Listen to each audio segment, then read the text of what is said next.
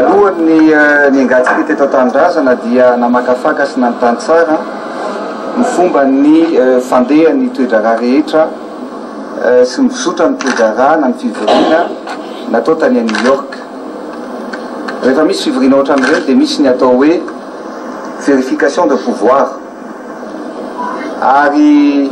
ny antso mihitsy ny tenako manokana ny antso any tompon'andraikitra tany amin'ny Nations Unies hoe manahoana ny fizotran'ny toe-draharaha, manahoana ny fizotran'ny fandraisana. Rehefa tonga tany moa tenanay dia tsara fatatsika fa voaray ohatran'ireo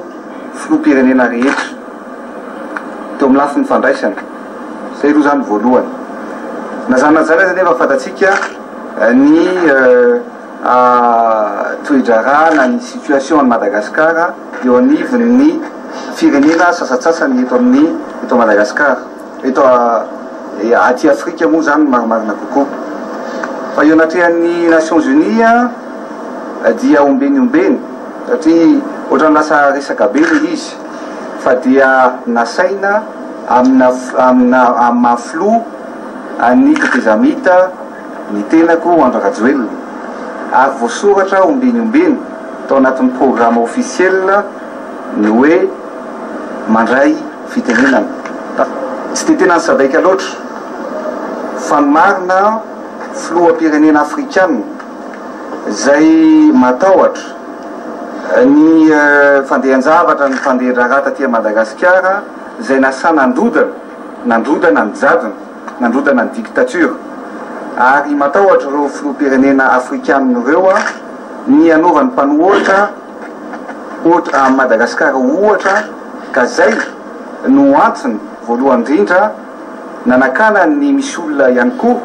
malagasy zay mamafy vola ito sy aroa amin'ny herin'ny ray manontolo ary tsy zakany sainy mihitsy raha ohatra ka nandray fitenenana teo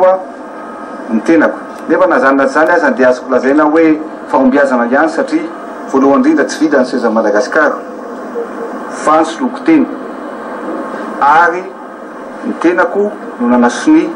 ny accord ho an'ny Madagasikara. Fa nanjanona zany aza dia mampalahelo ihany satria misy fanampiana maro, satria ny zavatra niseho tany a New York dia misy ministra anankoa niaraka tamiko misy fanampiana maro zay tokony ho azo Madagasikara, nefa dia ny malagasy ihany na ny olona mpanefoefo manambola zaraina sy afampitisiaroa no manakana an'izany fanampiana zany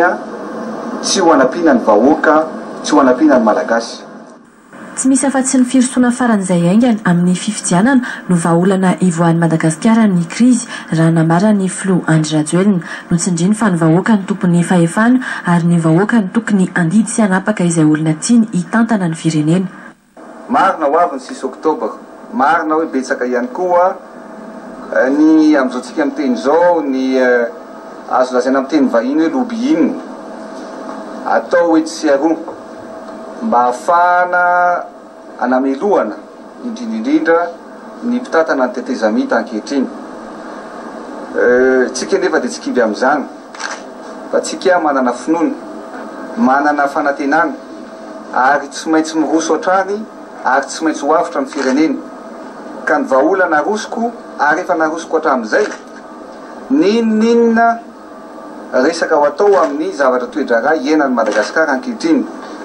dia tsy misy akoatra ny fifidianana ihany.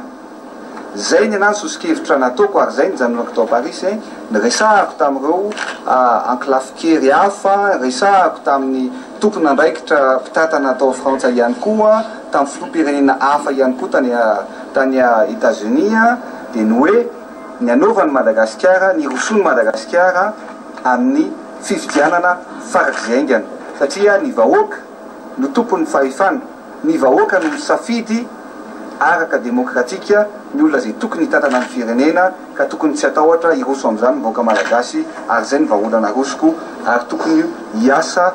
amin'izay ny gouvernementa ary fototra amin'izay sosikevitro zay, ary anambatra ny hery amin'izay ny vahoaka malagasy rehetra mba hirosotsika amin'ny fifidianana farak'izay ngena indrindra. Io koa fa tsy maintsy misy ny vahaolana, ary araka ny fiteny farany misy teny frantsay manao hoe ce qui ne tue pas rend fort. Sy zavatra tsy mamono anao vao mainka mahamafy ary vao mainka mahamafy anaty rajoelona ny zavatra niseho rehetra ny diavintsika tao anatin'ny